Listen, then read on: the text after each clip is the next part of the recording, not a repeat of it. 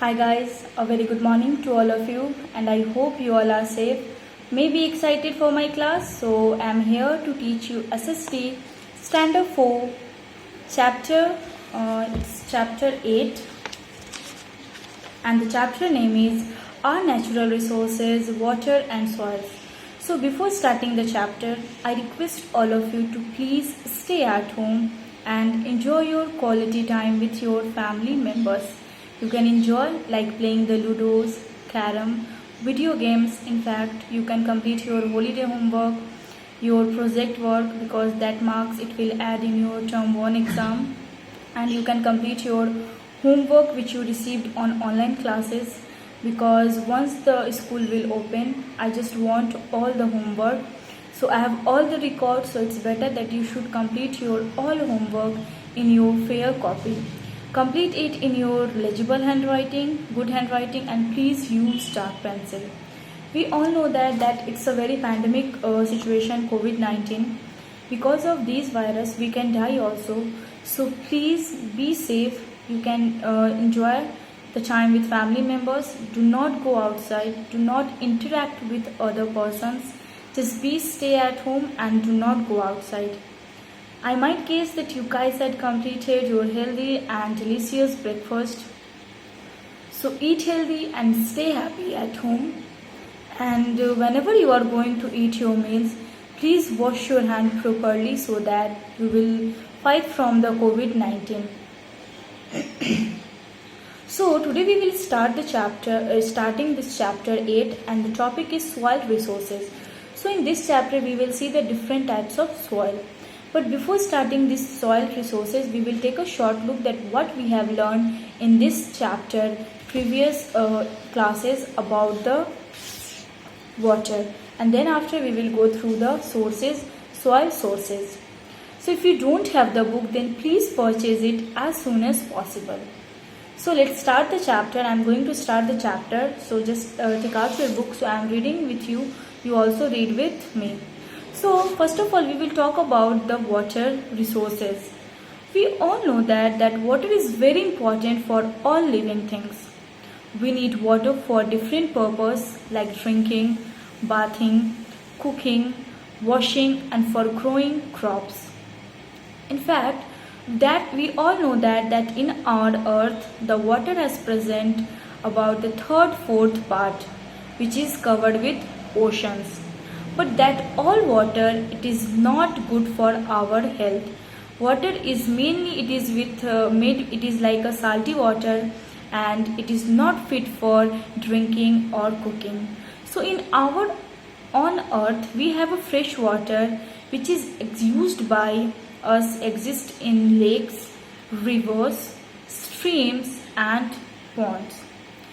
Our main resource of fresh water is rain. So in India, farmers, they are totally dependent on the monsoons for the rains and for their crops. But rainfall is not uniform throughout India. So that's why they just collect a lots of water from the rainwater, and then after they can use it for all the years. So first of all, the irrigation. Water is very important in irrigation for the crops, for growing the crops. So farmers need water throughout the year to grow crops. So that's why we need to conserve. Conserve means that's why we need to store that all waters. We can store in canals, in dams, in reservoirs and tanks. So canals, it is like channels that are dug in the ground to take water from the rivers to bring underground water to the surface. When underground water is found very deep below the surface, holes are dug with the help of machines so that they can reach the water in the ground, and it can help to the farmer also to reach the water in their field so that they can grow their crops easily. So then after the tubes, they can take that tubes from the all holes so that They get the underground water from the surface from the tubes with the help of electrical or diesel pump. So that is called a tube well. So these tube wells we can usually use for irrigation the crops in Punjab, in state of Punjab, Haryana, Uttar Pradesh and Gujarat. In some places it is very difficult to dig wells and to take the water from underground waters.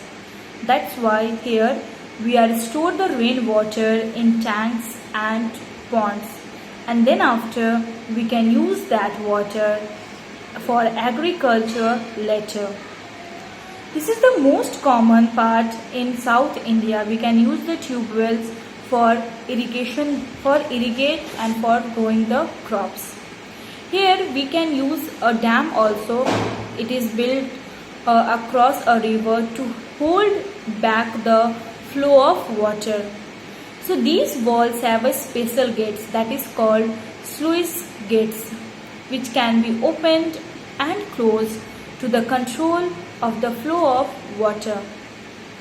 Here water is stored in a reservoir behind the dam, and we can use that water, that stored water in the field where it is required for growing the crops. So dam water is made from the height to generate electricity. So this is also known as hydroelectricity, which means connect with water, because we know that water is also produced electricity. So here we have made a many multi-purpose project. Multi-purpose project is what? That a dam which served more than one purpose. More than one purpose, they are called multi-purpose projects. Some of the multi-purpose projects are first like Bhakra Nangal Dam. It is built in the river Satluj in Himachal Pradesh, and it is the largest dam in India. Bhakra Nangal Dam, it is the largest dam in India, and it supplies the water and electricity to the Delhi and its neighboring countries, neighboring states. Second is Damodar Valley projects. This dam, it builds on river Damodar. It includes a number of dams where it can provide water irrigation for West Bengal. Next, our dam project is that Farakka barrage. It is built in the river Ganga in West Bengal. It supplies the water to West Bengal and Bangladesh state. Next, our Sardar Sarovar Dam. It is also built on the river Narmada, and it provides the water to the dry areas like Rajasthan, Gujarat and some dry areas from dry areas. Next is Hirakuda Dam, and it is built on the river Mahanadi in Odisha states, and it is the longest dam in India. Hirakuda Dam, it is the longest dam in India. Next is, so why we should conserve the water. I know that you know that, so I will explain you in the last classes that water is very precious and we should use it carefully. We should not wash our clothes, bath or throw the garbage and industrial wastage into lakes, rivers and ponds. In fact, we should not pollute the water bodies, because many of the survivors are there, many of the lives like marina life is there who lives in the water. So if we can pollute that water bodies, then they can die also. In fact, we should not throw any garbage on the water, means, so we should always make that sure that we should always keep our water bodies clean and we should not waste the water. Water is very important and precious, so that's why we should use it carefully and we should not waste the water bodies. So our today's topic is soil resources. So soil is an important natural resources. It is the top layer of the earth's surface in which plants and trees grow. So we all know that the soil you have learned about in science also. So soil is what? It is a natural resources. We can grow our plants and our trees on soil, and it is the top layer of the earth surface. Soil is formed by the breaking of rocks into smaller pieces due to the action of the sun, rain and wind. So soil, how it is formed? So soil is formed by the breaking of rocks. It can break into smaller pieces due to the action of the sun, of the rain and wind. So the sun is what? It can gives the heat to the rocks so that it cause and it can crack. Rain is what? It beats against these all cracked rocks and it causes them to break into smaller pieces. And winds is what? It scattered these all pieces about. So all these gradually breaks the rocks down into grains of soil. So after that the all rocks is what? It can just change into a grains of soil. So fast flowing rivers then carries these grains as silt and deposit them along their banks as they flow towards the sea. Then after these all rocks, it can change into grains as silt, and then after it can flows along towards the seas. Now the next line I will explain you in the next class, lecture number 2. So please guys watch the lecture number 2. Thank you. Take care of yourself. Bye bye.